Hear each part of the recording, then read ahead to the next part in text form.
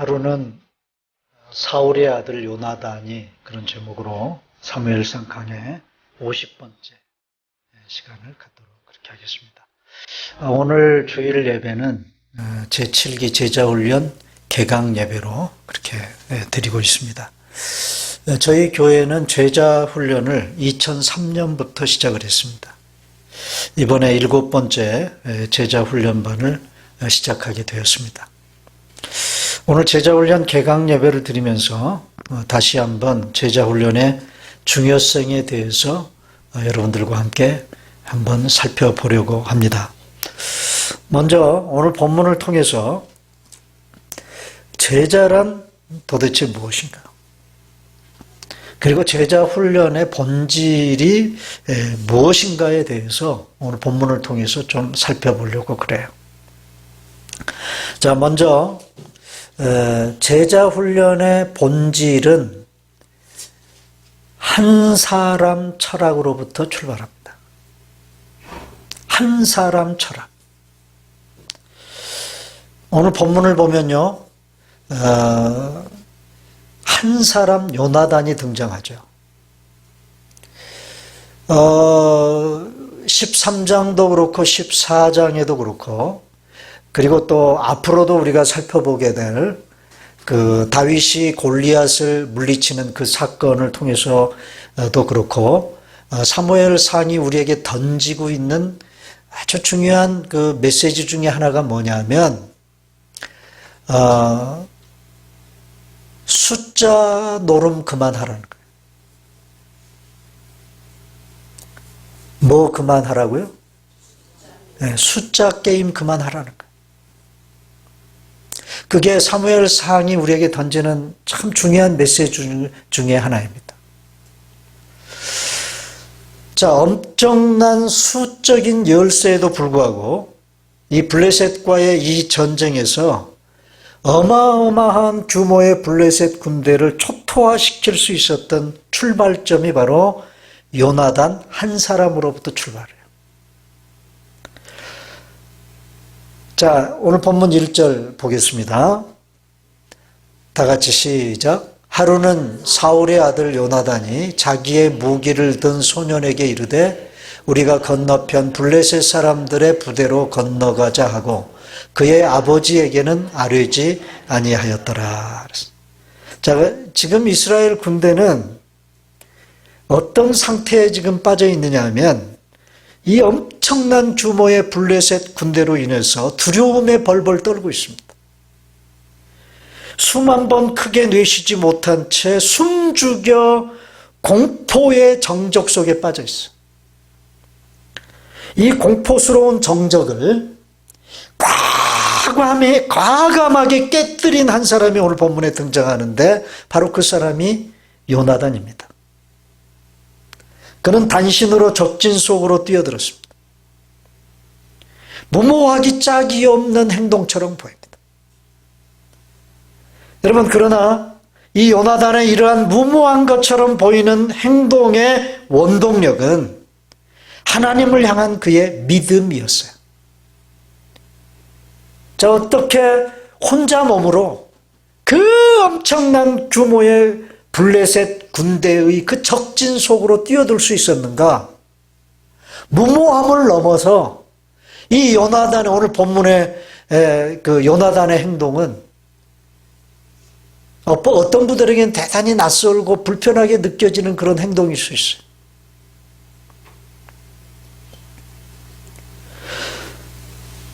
그런데 그의 이러한 무모하기 짝이 없는 이런 행동의 원동력이 그냥 자기 과실을 위한 객기가 아니에요. 하나님을 향한 믿음에 근거한 행동이었다. 자, 그 근거를 우리가 지난주에도 살펴보았습니다만은 다시 한번 보겠습니다. 14장 6절입니다. 다 같이 시작. 요나단이 자기의 무기를 든 소년에게 이르되 우리가 이 할례 받지 않는 자들에게로 건너가자. 여호와께서 우리를 위하여 일하실까 하노라. 여호와의 구원은 사람이 많고 적음에 달리지 아니하였느니라. 자, 지금 요나단이 자기 무기를 들고 자기를 따르는 그 병기든 소년에게, 젊은이에게 지금 요나단이 하고 있는 말이에요. 이 요나단의 이 말 속에는 하나님을 믿는 자신의 신앙 고백이 담겨져 있어요. 요나단에. 자, 두 가지입니다. 두 가지 믿음을 볼 수 있어요. 요나단의 두 가지 믿음. 첫째는 하나님이 싸우시면 이긴다는 거예요. 이게 요나단이 가지고 있었던 하나님을 향한 믿음입니다. 자, 여호와께서 우리를 위하여 일하실까 하노라. 그랬죠? 무슨 말입니까? 이 전쟁에서 하나님이 하실 일이 뭘까요? 지금 요나단이 하나님께서 우리를 위하여 일하신다 라고 말하는 그 하나님의 일이 도대체 뭘까요? 그것은 이 블레셋과 이 전쟁에서 하나님이 싸워주시는 일이에요. 하나님이 싸워주시는 일. 자기 백성들을 위하여 하나님께서 친히 이 전쟁에 개입하셔서 싸워주시는 것입니다. 여러분, 하나님이 싸워주시면 결과가 어떨까요? 네? 하나님이 싸워주시면 아무리 블레셋 군대가 이렇게 어마어마한 규모라 할지라도 하나님이 이 전쟁에 개입하시기만 하면 끝장난다. 결과는 뻔하다. 그것을 요나단이 믿었다는 것입니다. 여러분, 그 누가 하나님 앞에 온전할 수 있습니까? 요나단에게는 이 믿음이 있었어요. 그 다음에 두 번째는요. 두 번째 하나님을 향한 두 번째 믿음은 뭐냐면 하나님에게는 숫자가 문제가 되지 않는다는 거예요. 군대의 수가 많고 적음에 하나님에게는 절대로 그것이 문제가 되지 않는다는 거예요. 요나단은 자기 한 사람을 통해서도 하나님은 이 싸움을 이기게 하실 수 있다고 믿었어요. 여러분, 우리가 세상 속에서 삽니다. 그죠? 세상에 발을 붙이고 살아요. 그러기에 알게 모르게 우리는 세상이 가지고 있는 원리, 가치관 그 속에 많이 물들어 있어요. 이거 무시 못할 일입니다. 많이 물들어 있습니다. 근데 여러분들이요, 우리가 성경을 공부하고 이렇게 예배드리면서 하나님의 말씀을 들으면서 여러분들이 뭘 발견해 낼 수 있어야 되느냐? 세상의 가치와 원리와 하나님 나라의 가치와 원리는 다르다는 것을 여러분들이 느끼고 그것을 캐치할 수 있어요.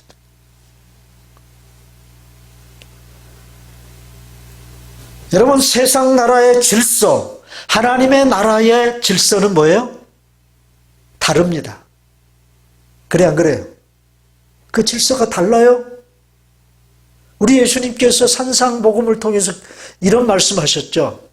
누가 너의 오른뺨을 때리면 뭐예요? 오른뺨을 때리면 왼뺨도 돌려대라. 이게 하나님 나라의 질서입니다. 그런데 세상 나라의 질서는 뭐예요? 누가 내 오른뺨을 때리면 세상적인 기준은 뭡니까? 여러분, 그 예수님께서 내 오른뺨을 때린다. 되게 서로 마주보고 뺨을 때린다고 그러면 마주보고 때리잖아요. 내 앞에 있는 사람의 뺨을 때리잖아요. 되게 오른손 잡이는 뺨을 때리면 먼저 왼뺨을 때리게 되어 있습니다. 그래, 안 그래요? 내가 오른손으로 내 앞에 있는 사람의 뺨따구로 후려 치면 어디가 맞게 돼 있어요? 왼뺨을 맞게 돼 있어요. 왼뺨을. 그런데 예수님은 오른뺨을 때리면 왼뺨을 돌려대라고 그랬어요. 자, 보세요. 누가 내 앞에 있는 사람이 못 살게 구니까 화딱지가 나가지고 이 오른손으로 오른뺨을 때리려면 어떻게 때려야 됩니까? 어떻게? 손등으로 후려쳐야 됩니다. 그래, 안 그래요? 손등으로 후려쳐야 내가 오른손으로 오른뺨을 때릴 수 있어요. 그런데 여러분 잘 들으세요. 유대인들이 정말 치욕스럽게 여기는 것 중에 하나가 뭐냐? 손등으로 뺨을 얻어맞는 거예요. 손등으로 뺨을 얻어맞는 거예요. 자, 그렇게 치욕적으로 오른뺨을 상대방의 손등으로 후려침을 당했음에도 불구하고 하나님의 나라의 질서는 뭐라고요? 왼뺨도 때리라고 왼뺨을 갖다 들이댈 수 있어야 되는 것이 하나님 나라의 사람들의 삶의 원리여야 한다는 거예요. 자, 여러분, 세상 나라의 질서와 하나님의 나라의 질서가 같아요? 달라요? 이렇게 달라요.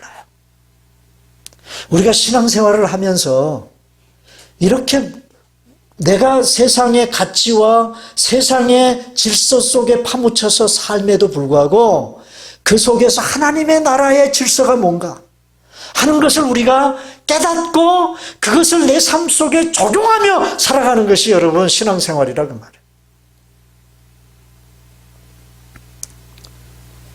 여러분, 이 다름을 인정하고 낯설지만 불편하지만 그 원리와 질서를 적용하며 살아가는 것, 그것이 오늘 우리가 이 세상 속에 발을 붙이고 살아가는 세상 속의 크리스찬들의 모습이어야 한다. 여러분, 세상 나라의 가치와 원리는요, 숫자가 많으면 이기고 적으면 진다는 원리예요. 네? 그게 세상 나라의 가치 기준이에요. 숫자가 많으면 성공이고 부흥이라고 생각을 해요. 이 원리와 가치가 진리라면 여러분, 이 원리와 가치가 절대적인 진리라면 우리 예수님은 성공자이십니까? 실패자이십니까? 네? 실패자이십니다. 왜 그래요? 왜? 우리 예수님께서 마지막 십자가에 못 박혀 죽으시고 부활하신 후에 이 세상을 떠나면서 이 땅에 남긴 사람의 수는 11명에 불과해요. 자신이 3년 반 동안 훌륭하고 가르치고 예수님은요, 이 땅에 고작 11명의 사람 남겨놓고 가셨다. 처음에는 12명이었는데 실패자, 배신자, 가룟 유다를 빼고 11명 남겨놓고 가셨어요. 그러면 수가 많으면 부흥이고 수가 많으면 성공이고 그 세상적인 가치 기준이 절대적인 진리라면 우리 예수님은 실패자라는 거죠.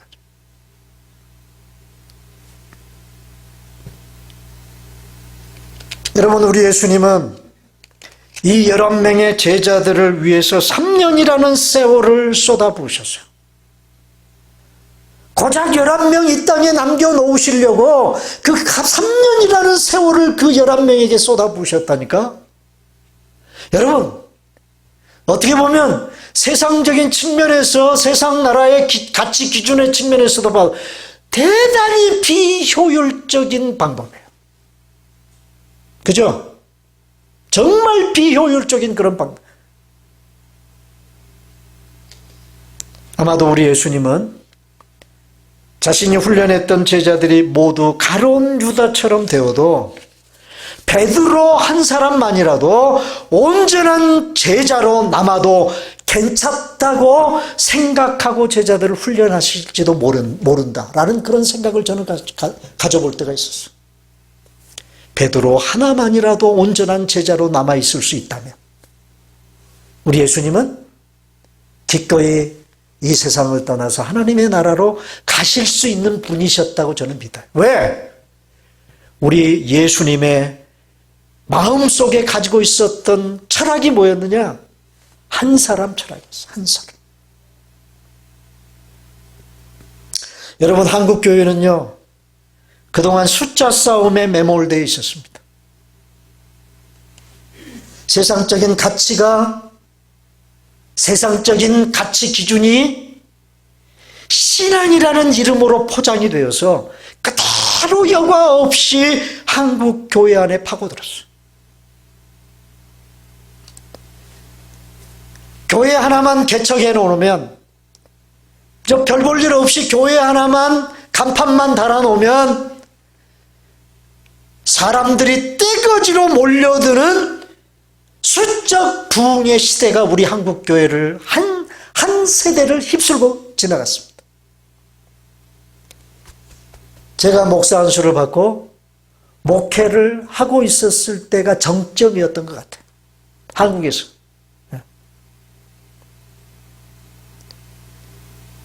여러분, 그런데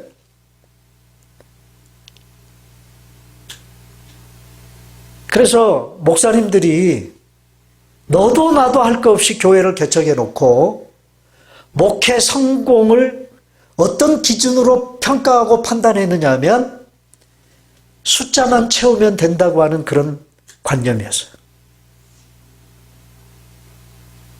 여러분, 숫자가 많으면 교회 부흥이다.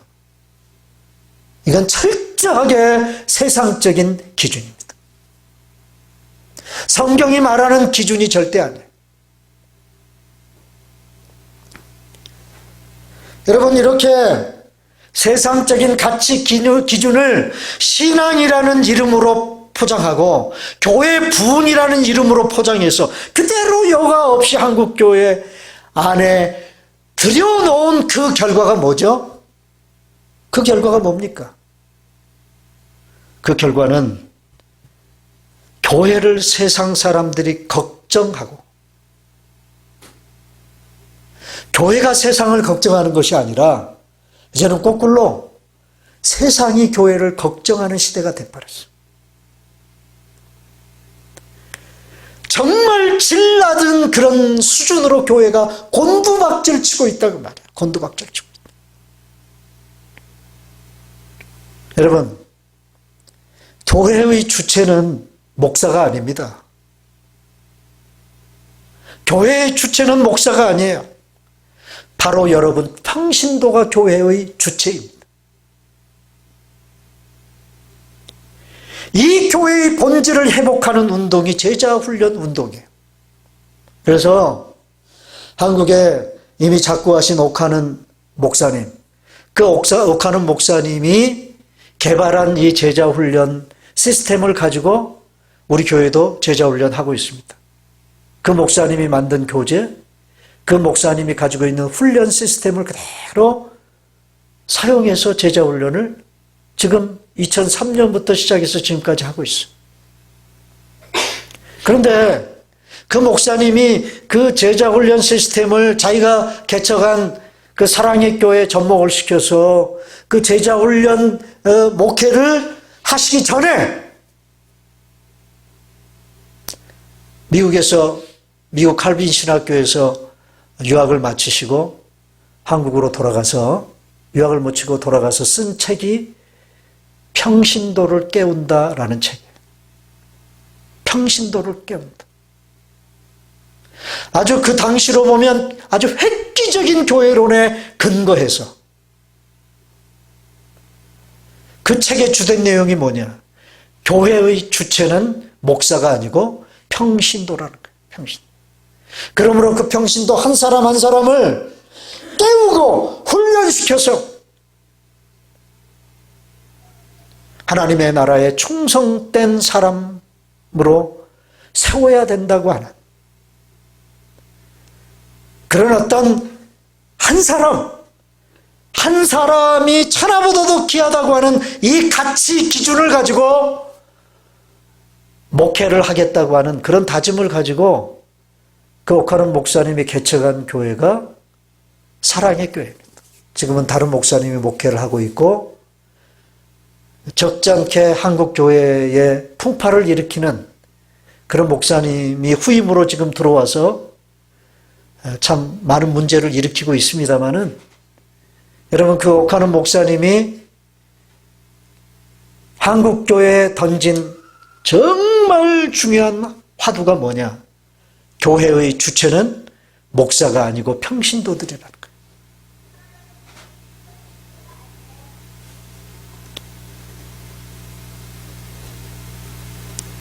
사랑하는 여러분, 교회의 본질, 이 평신도가 주체가 되는 교회를 만들어야 된다고 하는, 세워가야 된다고 하는 이 교회의 본질을 회복하는 운동이 제자훈련.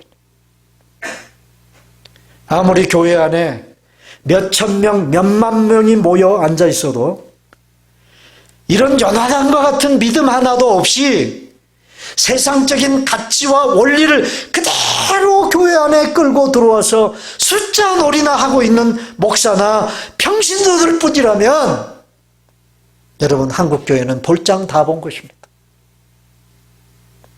여러분, 절대로 그러지 말아야 되겠습니다마는 볼장 다 본 것 같은 그런 한국교회의 모습으로 결코 교회가 전락돼서는 안 될 것 같아요. 이제는 본질을 회복해야 할 때입니다. 목사는 요나단과 같은 믿음의 사람 한 사람을 훈련하고 키우고 세우는 일에 목숨을 거는 것이 목사입니다. 그리고 목회입니다. 그것이. 평신도들은 나 한 사람이 요나단과 같은 믿음을 소유한 하나님이 찾으시는 그 한 사람으로 세워지기 위해 가르침받고 훈련받고자 하는 열망을 가질 수 있어야 돼요. 그런 목사와 그런 평신도들이 있는 교회가 진정한 우리 주님께서 원하시는 교회의 모습이다, 그 말이에요. 여러분, 제자 훈련의 본질은 한 사람 철학으로부터 시작됩니다. 한 사람. 여러분, 우리 주님께서 공생의 사역을 살아가실 때 주님께서 접촉하셨던 그 사람들은요, 두 부류예요. 두 부류. 하나는 제자들, 그리고 또 하나는 무리들이, 무리.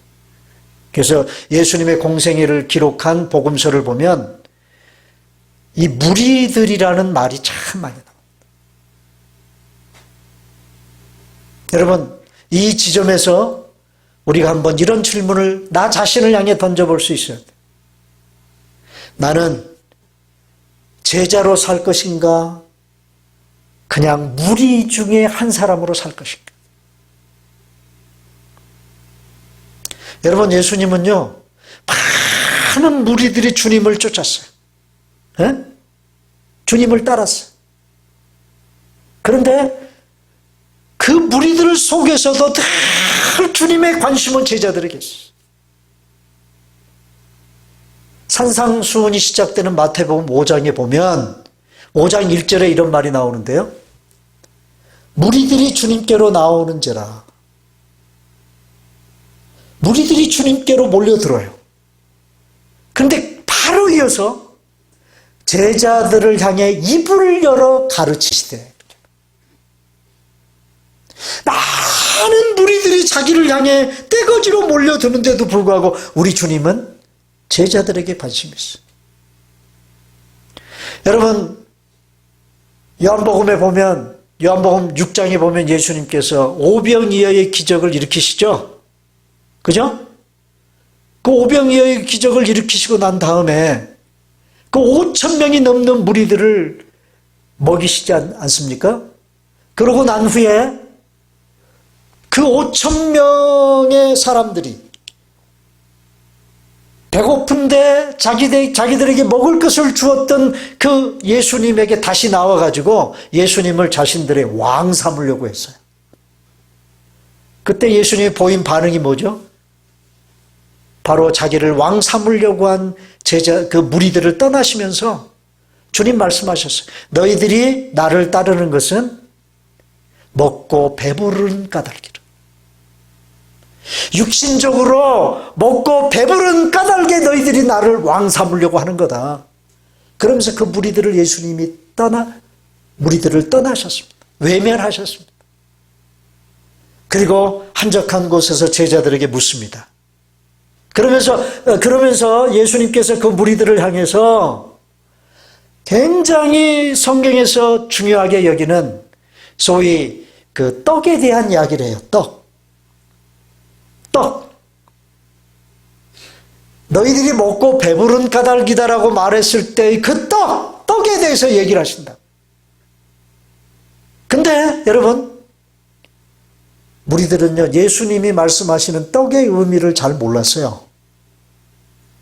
예수님이 말씀하시는 떡은요, 육신의 배를 불리우는 떡이 아니라 우리의 영혼을 살찌게 하고 살리는 생명의 떡에 관한 이야기였거든요. 예수님께서 그런 얘기를 하니까 그 무리들이 알아들을 수 없다고 그렇게 여기고 예수님을 다 떠났습니다. 예수님을 다 떠났어.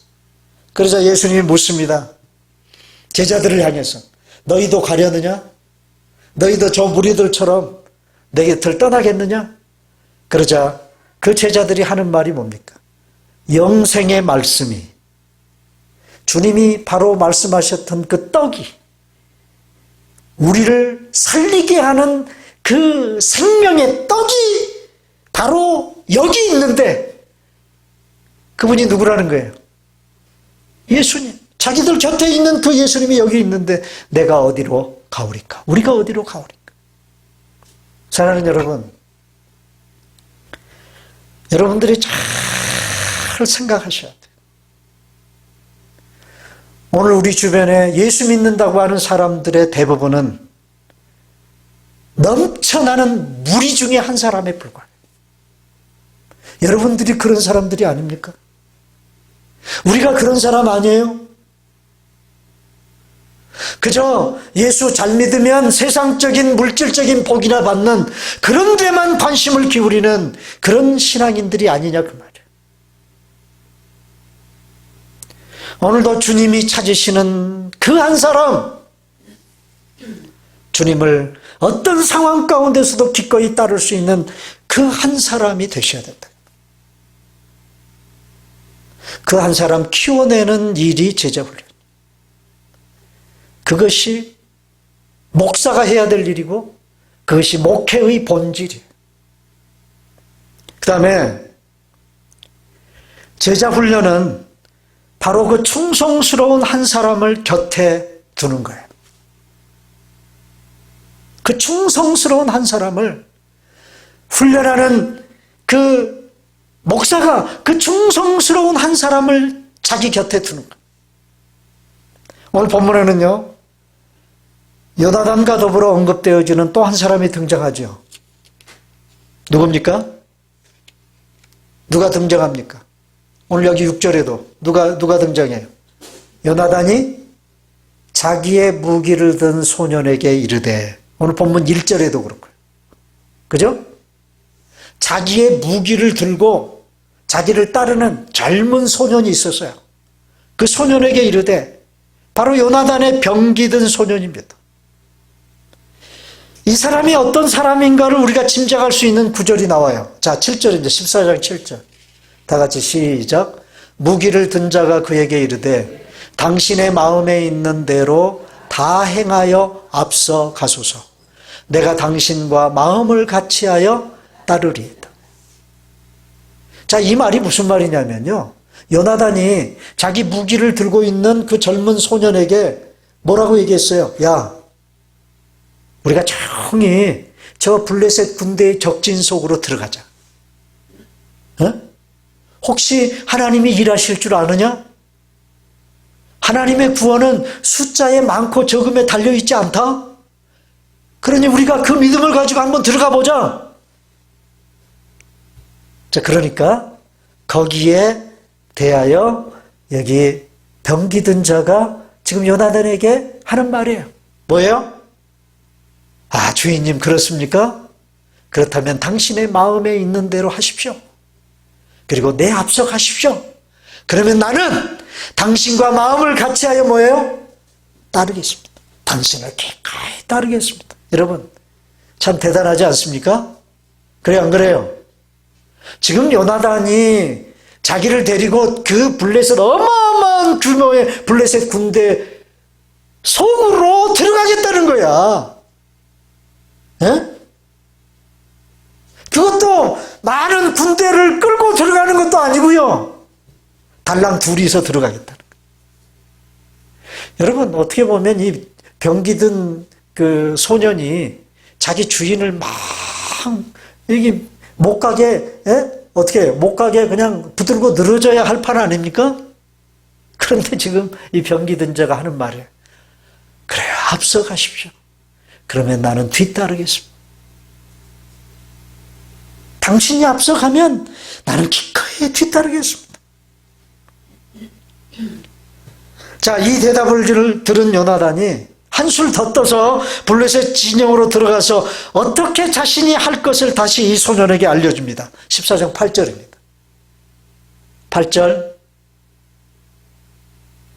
다 같이 시작. 요나단이 이르되 보라, 우리가 그 사람들에게로 건너가서 그들에게 보이리라. 여러분, 지금요 몰래 숨어서 그 블레셋 군대에 들키지 않고 들어가도 말이죠, 이게 모자를 판인데도 딱 들어가가지고 블레셋 군대 앞에 자신들을 보이겠다는 거예요. Let them see us. 날 잡아가슈 하고 자신들의 정체를 드러내겠다는 거예요. 자, 이 말을 듣고 이 병기든 소년은 어떤 태도를 취합니까? 14장 13절입니다. 다 같이 시작. 요나단이 손발로 기어 올라갔고 그 무기를 든 자도 따랐더라. 블레셋 사람들이 요나단 앞에서 엎드러짐에 무기를 든 자가 따라가며 죽였습니다. 이제 우리가 다음 주에 살펴볼 거예요. 요나단의 적진에 들어가가지고 블레셋 군대를 막 칩니다. 20명을 도륙해. 그런데 뒤따라가면서 이 병기든 자가 자기 주인이 쓰러뜨린 사람들을 더 이상 일어나지 못하게 마무리를 하는 거예요. 마무리. 여러분, 이 병기든 소년의 행동과 함께 반복해서 등장하는 단어가 뭡니까? 뭐예요? 아까 7절에도 그렇고 오늘 본문 13절에도 그렇고 반복해서 등장하는 단어가 따른다라는 단어예요. 따른다. 7절에 따르리니 13절에 따랐더라 따라가며. 여러분, 이 소년은 충성스럽게 요나단을 따랐습니다. 이런 충성스럽게 자신을 따르는 소년이 요나단 곁에는 있었습니다. 여러분, 바로 이 그림이, 바로 오늘 본문에 등장하는 이 그림이 제자 훈련이 무엇인가를 우리에게 보여주는 선명한 그림이에요. 요나단 곁에는 자신을 따르는 충성된 사람이 있었습니다. 자신을 기꺼이 따르고 기꺼이 하나님의 일을 부탁할 수 있는 바로 그 한 사람, 충성된 사람이 있었다고 말이에요. 여러분, 제자가 뭐냐? 제자가 뭐냐? 여러 가지 설명을 할 수 있겠습니다만은 정말 심플하게 제자가 뭐냐라고 얘기할 때 설명할 수 있는 단순한 대답은 뭐냐면 제자는 따르는 자예요. 자신을 훈련하고 가르치는 자를 기꺼이 따르는 사람이에요.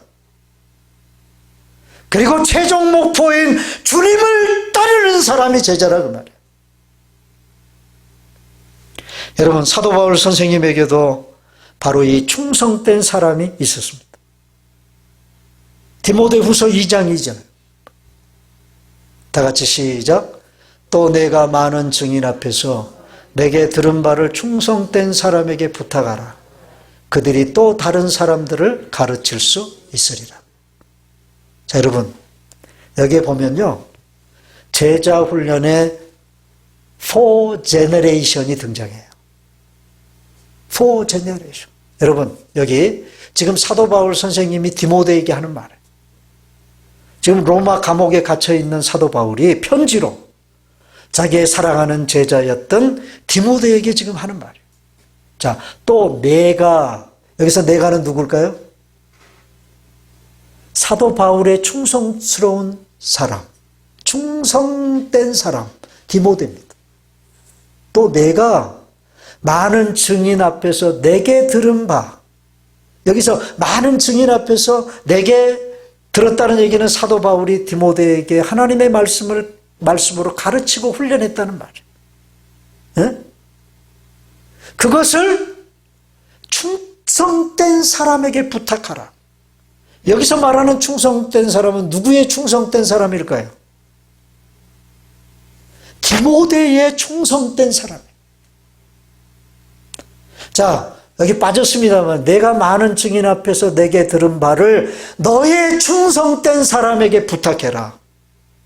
그러면 그들이, 그 충성된 사람들이 또 다른 사람을 가르칠 수 있을 것이다. 여기 또 다른 사람들은 누굴까요? 디모데가 훈련하고 가르쳤던 그 충성된 사람들의 충성된 사람을 가르치는 거예요. 그러니까 이 짤막한 구절 속에 사도 바울, 제자 훈련의 first generation인 사도 바울, 그 다음에 두 번째 제너레이션 디모데, 그리고 세 번째 제너레이션인 디모데의 충성된 사람, 그리고 네 번째 제너레이션인 그 충성된 사람들의 또 다른 충성된 사람. 여러분, 이것이 바로 우리 주님이 꿈꾸셨던 제자 훈련의 비전이셨습니다. 자신은 11명의 제자만 남겨놓고 갔지만 그 제자들을 통해서 이 땅에 세워질 수없이 많은 충성된 사람을 믿음의 눈으로 우리 주님은 보시고 가셨다고 말이에요.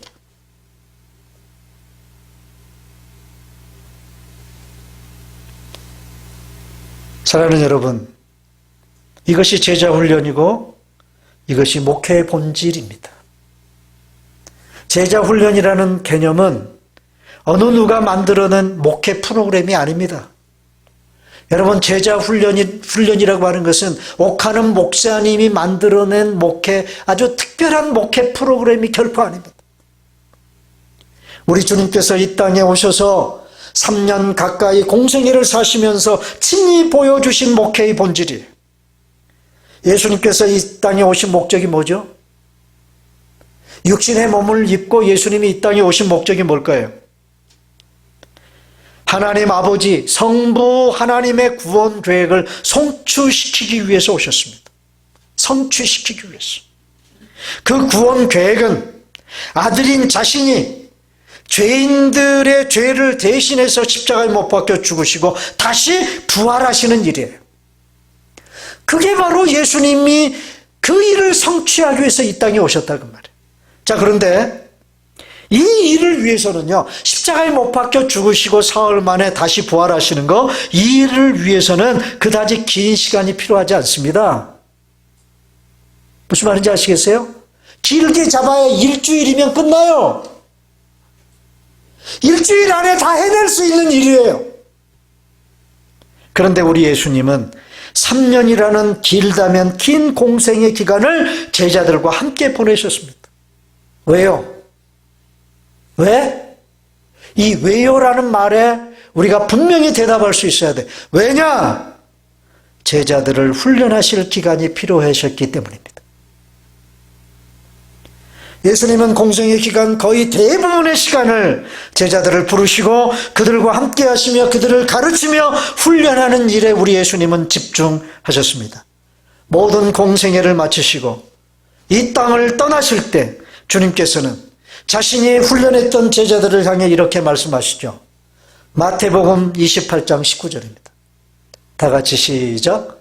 그러므로 너희는 가서 모든 민족을 제자로 삼아라. 자, 예수님이 마지막 세상을 떠나며 제자들에게 당부하셨던 주님의 마지막 당부가 뭐냐? 내가 너희들을 제자 삼은 것처럼 너희들도 제자 삼는 일을 하라는 거예요. Make disciple 하라는 거예요. Make disciple 하라는 거예요. 여러분, 여러분, 여기 제자 삼는다는 말은 다른 말로 말하면 제자를 만들라는 말이에요. 메이크하라는 말이에요. 제자를 만들어라. 여러분, 어떻게 제자를 만들 수 있습니까? 예수님처럼 하는 거예요. 훈련을 통해서 제자가 만들어지는 거예요. 그래서 마태복음 4장에 보면 예수님께서 제자들을 부르시죠. 제자들을 부르시는데 제자들을 부르시면서 예수님이 그들에게 하시는 말씀이 나를 따라오너라.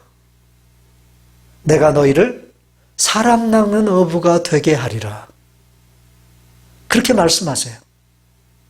Follow me. 나를 따라오너라. 그러면서 이어지는 말이 영어 성경에 보면요. I will make you. I will make you. 되게 하리라. 사람을 낚는 그런 제자를 만들겠다라는 의지를 가지고 예수님은 제자들을 부르셨다고 말해요. 여러분, 바로 그 일, I will make you 라고 제자들에게 말씀하시고 그 일을 위해서 3년 동안 제자들을 훈련하셨다는 것입니다. 그리고 마지막 떠나시면서 제자들에게 너희들도 make disciple 하라고 말씀하시는 거예요. 사랑하는 여러분, 그래서 제자 훈련입니다. 여러분, 제자는요, 태어나는 게 아니에요. 태어나는 게 아니에요, 제자는. 그래서 자동적으로 제자가 되는 게 아니에요. 제자는 만들어지는 것입니다. 뭘 통해서? 훈련을 통해서 제자는 만들어지는 것입니다. 여러분, 목사에게 있어서 제자 훈련은 결코 쉬운 일이 아닙니다. 물론 훈련을 받는 입장에서도 쉽지 않습니다. 그래서 오죽하면 제자 훈련의 표 중에 하나가 뭐냐면 제자 훈련 받는 동안 제자 훈련이 끝마칠 때까지 아프지도 말고 죽지도 말자.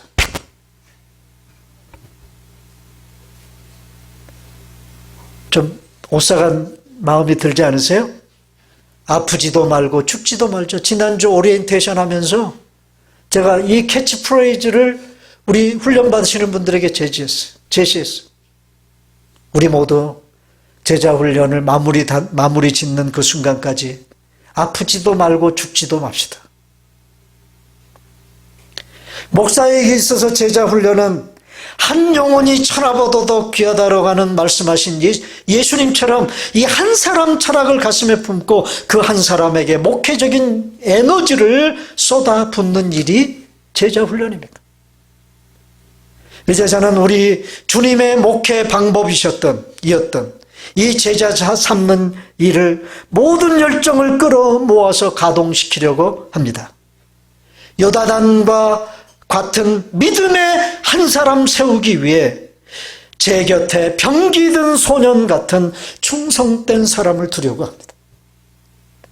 사랑하는 여러분, 오늘 본문의 요나단의 병기 든 소년의 모습이 요나단과 그 병기 든 소년의 행동하는 그 모습이 대단히 낯설고 불편하게 느껴지시는 분들이 계실 거예요.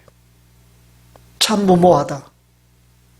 어떻게 저렇게 보편적이고 평범함의 원칙을 거부하고 자기의 앞가림도 거부한 채 당연히 손해볼 일을 마다하지 않는 것일까?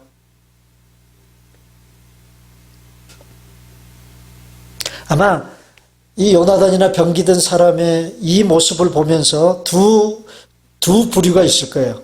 한 부류는 참 위대하다. 참 나는 죽었다 깨어나도 저렇게 못할 것 같지만 참 위대하다. 그렇게 느끼시는 분들도 계실 거고, 또 한편으로는 뭐 어때요? 또 한 부류는 되게 거북스러우신 분들이 계실 거예요. 되게 낯설게 느껴지고 불편하게 느껴지시는 분들이 계실 거예요. 자, 되게 낯설고 불편하게 느껴지는, 그런 거북스럽게 느껴지는, 꼭 저렇게만 해야 될까? 왜 꼭 저렇게 해야 될까? 라고 느껴지시는 분들이 그렇게 느끼는 이유가 뭘까요? 그렇게 느끼는 이유가 뭘까요? 서두에서 잠깐 언급했습니다. 그건 다른 건 아닙니다. 우리가 참 많이 세상에 발을 붙이고 살아가는 동안 하나님의 나라의 가치 기준을 따라서 살지 아니하고 세상 나라가 제공하는 가치 기준을 따라서 살아버리고 있기 때문에 그래요. 그래서 그 세상 나라의 가치 기준에서 벗어나고 그것과 다른 하나님의 나라의 가치 기준을 가지고 살아가는 사람들의 모습을 보면 낯설죠. 불편해 보이죠.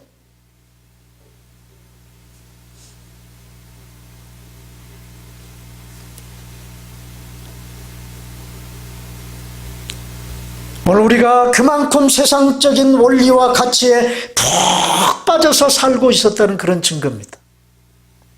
여러분, 지난주에도 설교했어요. 사울 왕은요, 전쟁터에 나가기 전에 군대를 계수했어요. 숫자를 계수했다. 여러분, 우리가 숫자가 많으면 이기고 숫자가 적으면 진다. 수가 많아야 부흥이고 성공이다. 이걸 우리는 은연중에 절대적인 진리인 것처럼 받아들이고 산다. 여러분, 이 세상적인 가치 기준을 요나단처럼 깨부술 수 있어야 돼요. 하나님에게는 어쩌면 나 한 사람이어도 족하시는 분이 하나님이실지도 모른다. 사랑하는 여러분, 나중에 17장에 가보면 다윗이 골리앗을 무너뜨리죠. 그 많은 사울의 군대가 골리앗 하나를 못 이겨서 쩔쩔매고 있을 때 그 골리앗을 거꾸로 때렸던 인물은 이제 사파란 유소년에 불과한 다윗 한 사람이에요. 숫자가 중요한 게 아니다. 내가 처해 있는 환경이 그렇다면 그 상황에 굴복해야지 라고 사방으로 우겨쌈을 가해오는 세상 돌아가는 원리에 내 마음, 내 몸, 내 영혼을 내던져버리고 살아가는 그런 사람들이 혹시 우리가 아닙니까? 목구멍에 풀칠하게 해주고 잘 먹고 잘 살게 해주겠다고 하는 이 거부할 수 없는 명제를 가지고 나를 지배하기 위해 달겨드는 세력들 앞에 저항 없이 그래, 나를 잡수시오. 나를 지배하십시오. 그래서 그들이 나를 지배하기 위해 던져주는 그 떡밥을 낼름 받아먹고 마는 세상이 던지는 그 먹잇감에 목을 메고 살아가는 그런 사람들이 되어서는 안 된다고 말이야. 자, 오늘 본문의 사울과 그의 병사들이 이러고 있었어요. 에? 요나단이 사울 왕의 아들인 요나단이 자기 병기든 젊은 소년에게 우리가 저 블레셋 군대의 적진 속으로 들어가죠. 그 얘기를 하고 있는 그 순간 그의 아버지 사울 왕과 600명의 군사들은 지금 뭐 하고 있는 줄 아십니까? 2절 다 같이 시작. 사울이 기브와 변두리 그 미그론에 있는 석류나무 아래 머물렀고 함께한 백성은 600명 가량이며. 제가 이 본문을 묵상하면서 굉장히 중요한 히브리어 단어 하나를 주목하게 됐어요. 여기 머물렀다라는 히브리어가 뭐냐면 요셰브라고 하는 단어인데요. 이 단어의 뜻이 뭐냐면 짧지 않은 한동안 그곳에 거주했다. 머물렀다라는 말이 한동안 거주하다라는 뜻을 가지고 있는 단어예요. 사무엘서 기자가 사울 왕과 그의 600명의 군사를 언급하면서 의도적으로 사용한 단어예요. 요쉐브. 무엇을 말합니까? 사울의 군대가 상당히 오랜 시간 동안 아무 행동도 취하지 않은 채 사울의 군대에 짓눌려서 석류 나무 아래 머물러 있었음을 강조하기 위해 이 단어를 사용하고 있다는 것입니다. 여러분, 이런 아버지 사울 왕과 다르게 이 믿음 없는 분위기를 과감하게 깨뜨리고 일어난 사람이 누구예요? 누구예요? 요나단입니다. 여러분, 이제 오늘 저와 여러분들도 숫자 게임, 이 숫자 게임을 박살낼 수 있는 요나단처럼 숫자 게임을 박살낼 수 있는 저와 여러분들이 되실 수 있어야 돼요. 나를 사방에서 우겨싸는 그 환경을 박살낼 수 있는 그런 요나단과 같은 그런 믿음의 소유자들이 되어야 된다는 거예요. 나를 지배하기 위해서 세상이, 나를 굴복시키기 위해서 세상이 나를 던져주는 그 미끼들을 아무 생각 없이 받아먹는